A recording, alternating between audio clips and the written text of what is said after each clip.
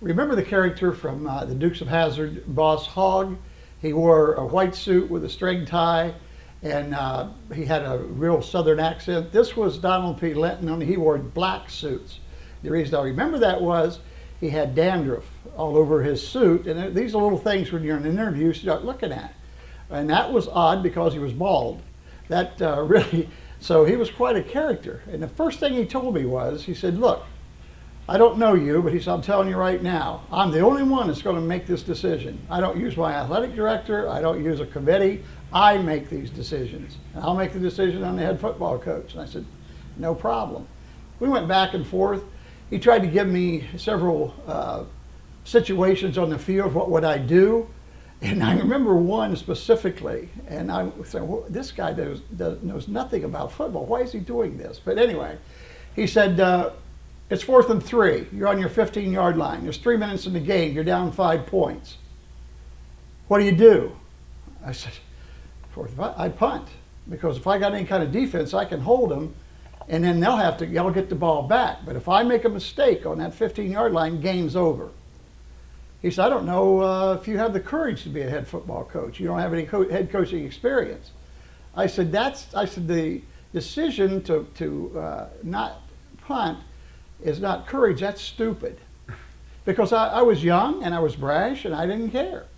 And the interview went like that. And I thought, oh, I blew this. Well, with about a minute to go, he said, tell me, why should I hire you as my head football coach? I said, I'm hungry to be a coach. I've had great coaching backgrounds with some great head coaches. And I said, I'll tell you one thing. If you hire me, I'll put Cooper City on the map. Well, little did I know, but I and a big red hog put Cooper City on the map. So tell us a little bit about the book and the screenplay, what it's all about. The book and then the screenplay itself is, it's about a high school football team in rural South Florida in the 1970s. Already you're starting to get visualizations of Porky's and that type of thing. I do, because I see it play out that way. And it was about a football team that wanted to win so badly. They'd been there 4 years and had not had a winning season. Great bunch of kids, good character kids, et cetera, but just hadn't won. But also in this mix of good, well, let me tell you a little bit about the kids, first of all. As I walked through the parking lot for the interview, I started looking, and this is a pretty good sized high school. It must have been maybe a couple hundred. If there was 200 vehicles in the parking lot, 180 of them were pickup trucks with gun racks in the back, with all kinds of stickers like disco sucks, the AC/DC rules, this type of thing. So I knew where I was getting into, and I kind of felt comfortable there. But it was crazy. But you take that mixture and mix in some of the other factors that happened in that crazy year, like automobile wrecks, trains running over cars, nudist colonies, fights at the beach, just to name a few, okay? That was some kind of concoction of things to happen, but that all happened in 1 year. Wow. So a very interesting situation, and here you are in rural South Florida. You're from Ohio, and you're dealing with a bunch of young kids from South Florida. How did your football team and Big Red get together? How they got together. It was about the second or third practice, and it was hot. We're doing 2-a-day practices. Very hot. The three amigos, who I eventually called them, Donnie Wetz and Doug Amos and Gary Anderson, Pork Chop, it was his name. Anyway, they came to me one day after practice and says, Coach, we are called the Root Hogs. I didn't know that. So Gary Weller, the head football, or the assistant football coach, head defensive coach, calls us Root Hogs because we get down in the dirt and we dig and we root hog for everything we get. I said, yeah. And I said, well, we'd like to adopt a pig to represent us.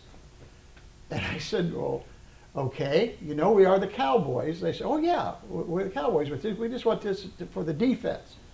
And I thought for a minute, and in my naivety and stupidity, I said, what could it hurt?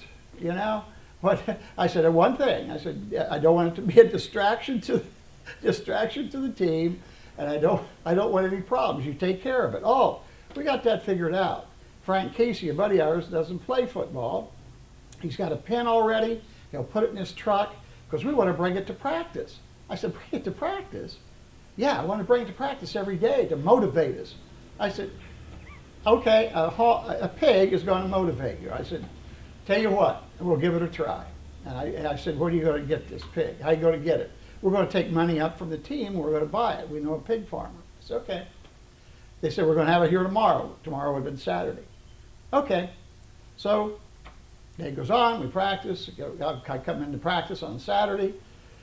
Go up to, they're out in the parking lots, Frank Casey's truck. There's about 30, 40 players around it. So I walk over, and in the back of his truck was a rotund pig. It wasn't a little piggy.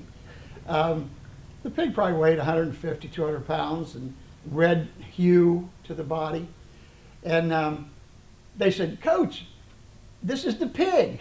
I said, I worked on a farm in Ohio. That's a hog. That's not a pig. That's a hog, guys. And I said, okay, what are you going to name it? And they're all shouting out names. Some I can't mention, but they shouted out names and different things. And they said, what do you think? And I said, let's get to practice. Let's call it Big Red.